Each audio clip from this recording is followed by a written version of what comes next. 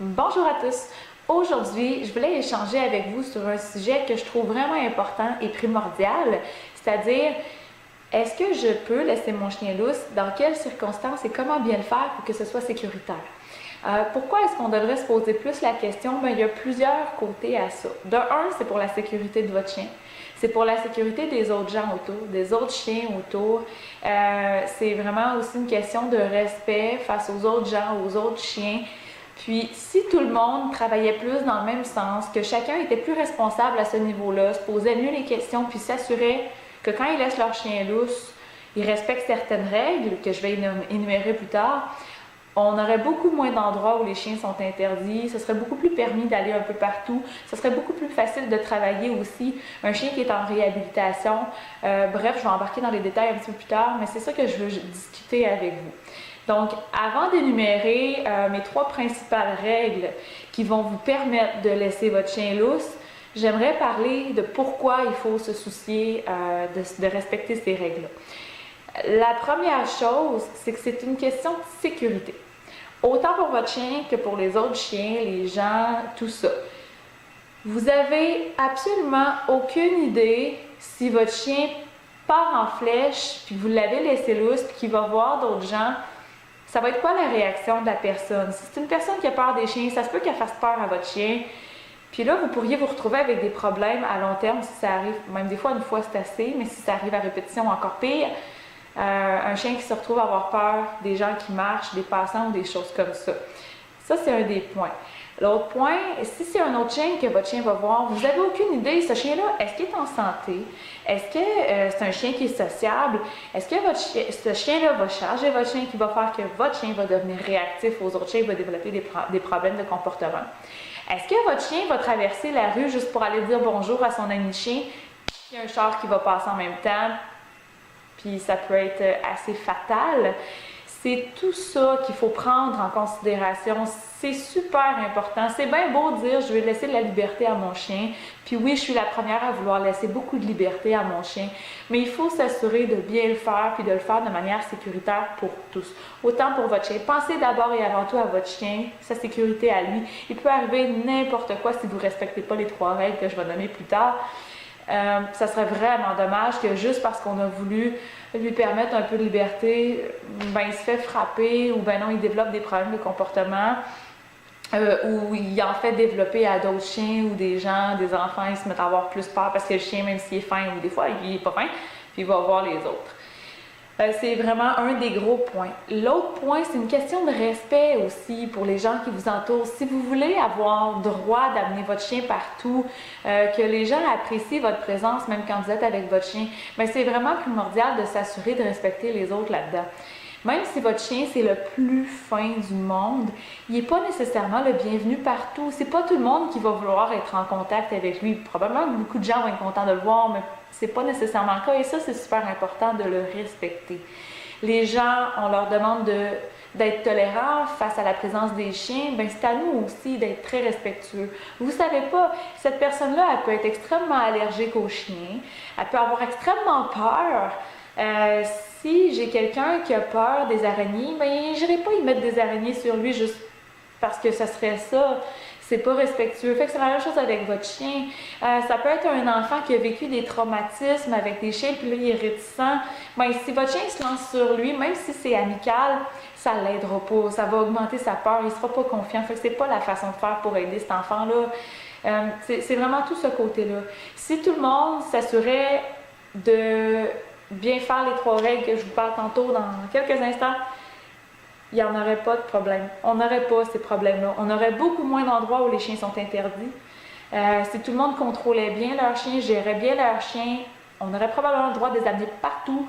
Ça serait beaucoup plus facile, beaucoup plus agréable aussi pour tous et chacun. L'autre point aussi que j'aime bien mentionner, c'est que vous ne savez pas non plus votre chien quand il va voir un autre chien. Est-ce que l'autre chien est en réhabilitation? Est-ce qu'il y a des blessures? Peut-être qu'il ne faut pas qu'il voit d'autres chiens. Il est peut-être contagieux. Peut-être qu'il y a des blessures aussi, ce qui fait qu'il va être inconfortable si votre chien il veut trop jouer avec ou quelque chose comme ça. Ça peut être un chien qui est en réhabilitation. Moi, la première, ma chienne qui est en réhabilitation avec les autres chiens, la dernière chose dont j'ai besoin, c'est des chiens qui s'en viennent vers nous, même si c'est des chiens gentils. Parce que pour elle, c'est épeurant et ça aggrave son problème à chaque fois. Donc, je le travaille, ça s'améliore. Il y a un chien qui se court vers nous, on rebaisse. On repart, on remonte, on rebaisse. Si tout le monde gérait bien leur chien, on ferait juste toujours s'améliorer, ça irait tellement plus vite. C'est très, très, très frustrant quand on réhabilite un chien, d'avoir plein de chiens lousses partout, c'est tellement dur à gérer. Fait que par respect pour les autres, s'il vous plaît, respectez les règles que je vais nommer plus tard. L'autre chose aussi, c'est que si vous avez un chien qui a des problèmes de prédation, c'est-à-dire qui pourchasse c'est des chats, des petits écureuils, des animaux, pensez à une chose. Oui, peut-être que ça ne vous dérange pas qu'il tue un écureuil, c'est peut-être pas la fin du monde, mais ce qui arrive souvent, c'est que lorsque le chien tombe en mode prédation et qu'il pourchasse une proie, ça arrive très souvent qu'ils se perdent parce qu'ils perdent tous leurs repères. Ils sont tellement focus sur l'écureuil ou le chat qu'ils peuvent vraiment facilement se perdre. C'est quelque chose qu'on voit très, très, très souvent. Donc, soyez très, très, très vigilants à ce niveau-là. Puis, assurez-vous aussi que les proies vers lesquelles la prédation de votre chien est dirigée, c'est des proies que ça ne dérange pas. Les chats, c'est peut-être moins souhaitable parce que ça peut être le chat du voisin. C'est pas une bonne nouvelle pour le voisin si votre chien a bouffé son chat. Donc, c'est ça.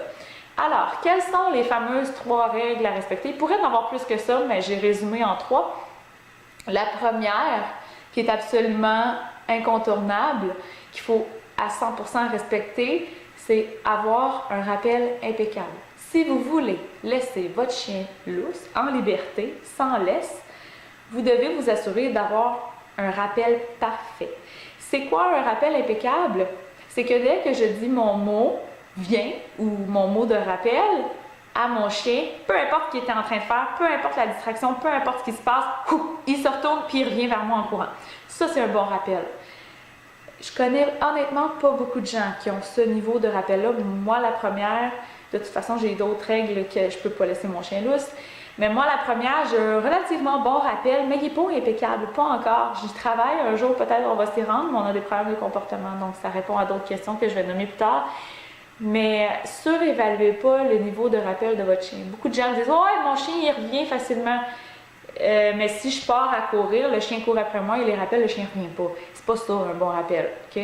Fait que ça, c'est super important. Travaillez votre rappel, travaillez-le graduellement, faites-vous aider par quelqu'un pour avoir un bon rappel pour pouvoir vous permettre éventuellement un peu plus de confiance en votre chien puis de le laisser lousse.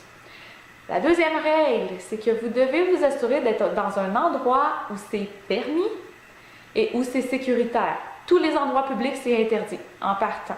Que vous soyez en ville, c'est interdit. Alors, déjà là, ça vous limite un peu. Il faut que ce soit sécuritaire. Donc, c'est sûr que si je vais dans le fin fond du bois, mon chien ne fait pas trop de prédation, j'ai un bon rappel, OK, peut-être, je pourrais commencer à y penser, mais il faut que je m'assure que c'est sécuritaire. La troisième règle, c'est que votre chien ne doit avoir aucun problème de comportement. Si votre chien, surtout tout ce qui est de charger d'autres chiens, de la réactivité, de l'agressivité, même si votre chien a été en réhabilitation et qu'il va bien maintenant, je ne le recommande vraiment pas, mais encore plus si c'est des problèmes qui sont actuels, votre chien il est lousse, il est attaché en tout temps, constamment. Vous pouvez avoir de longues laisses. Je vais parler des alternatives un petit peu plus tard, mais si votre chien a un problème de comportement, vous oubliez ça. Là. Vous le gardez en laisse. C'est une question de sécurité pour lui et pour les autres, pour tout le monde. Si vous ne voulez pas vous retrouver avec un cas de chien qu'on est obligé d'euthanasier parce qu'il a mordu quelqu'un ou mordu un autre chien, vous êtes mieux de le garder en laisse, puis travailler le problème, évidemment, faire venir quelqu'un pour vous aider. Ensuite, il y aurait une quatrième règle à ça que j'ajouterais. J'ai dit 3 tantôt, j'en rajoute une. Si vous décidez, que les 3 premières règles que j'ai nommées tantôt, donc avoir un rappel impeccable, être dans un endroit permis et sécuritaire, que votre chien est sociable, il n'y a aucun problème de comportement, il n'en a jamais eu. La 4e règle, quand vous le laissez lousse, c'est que vous devez l'avoir à l'œil tout le temps. Vous devez être là, vous devez le voir, vous devez le surveiller. Si vous êtes à l'intérieur de la maison et que vous ne le surveillez pas, vous le rentrez ou vous l'attachez. C'est primordial parce qu'on ne peut jamais faire confiance à 100%. Il n'y a pas de garantie en comportement, comme il n'y a pas de garantie avec les humains. Il n'y en a juste pas. Oui, certains chiens, jusqu'à preuve du contraire, pendant 5, 6 ans, 7 ans, ils ne sont jamais sortis de la cour, ils n'ont jamais rien fait, jusqu'au jour où je connais beaucoup trop d'histoires d'horreur de chiens qui étaient très bons, restaient toujours dans la cour, des chiens adultes de 5, 6, 7 ans, puis ils n'étaient jamais sortis jusqu'au jour où, et cette journée-là, il est sorti, il y a un auto qui est passé, le chien est mort. Fait que prenez pas de chance. Ça sert à rien de vouloir prendre la chance. C'est pas long à attacher son chien, clôturer la cour, quand on n'est pas là pour surveiller. Si vous avez trouvé un endroit sécuritaire, que c'est permis, que votre chien a un bon rappel, qu'il n'y a pas de problème de comportement, ben vous devez le garder à l'œil quand même. Fait que si vous ne le voyez plus, vous le rappelez. Vous devez tout le temps le voir. Vous devez toujours savoir où il est. Puis si vous arrivez face à des gens, avant que votre chien il soit rendu, vous rappelez votre chien, vous l'attachez le temps que les gens passent. Toutes des choses comme ça. Normalement, vous ne devriez pas trop croiser de gens quand vous êtes dans des endroits permis pour avoir un chien lousse. Mais si jamais ça arrive, là, ce serait ça la chose à faire. C'est une question de respect encore là. Au niveau des alternatives, plusieurs vont me dire « Oui, mais là, c'est bien beau tout ça, mais mon chien a besoin de liberté. » Oui, pas de problème, la mienne aussi. Vous pouvez acheter des longues laisses. Je sais que des fois dans le bois c'est un peu moins pratique, mais ça se fait, ça se trouve. Puis sinon, moi présentement ce que j'ai fait, c'est que j'ai 2 longes de 40 pieds qui sont attachées très solidement, là, une avec l'autre, que je clip. Ça lui donne 80 pieds. Elle peut aller sentir, elle peut aller voir un peu partout. J'ai juste à manipuler la laisse toujours pour pas qu'elle s'en fâche, puis ça se passe très bien, c'est juste de la pratique de manipulage de laisse. Sinon, dans les autres alternatives, ben, si vous voulez offrir plus de liberté, c'est de trouver des endroits clôturés, sécuritaires, peut-être un ami qui aurait une cour clôturée, des parcs à chiens, mais faites très attention, les parcs à chiens. Moi, je préfère y aller à des heures où il n'y a personne. Ou ben non, j'y vais avec des gens que je connais. J'aime pas les contacts entre chiens qui se connaissent. Ben, surtout les propriétaires qu'on ne sait pas trop, peut pas trop faire confiance. Fait que soyez très vigilants. Mais ça peut être des bonnes alternatives. Fait que des choix comme ça, il y en a plusieurs.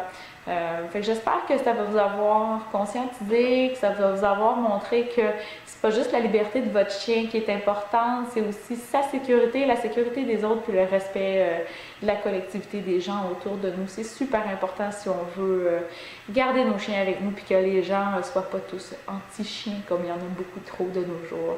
Alors sur ça, ben, je vous souhaite des bonnes marches, des bonnes randonnées, puis travaillez fort votre rappel, ça manque jamais.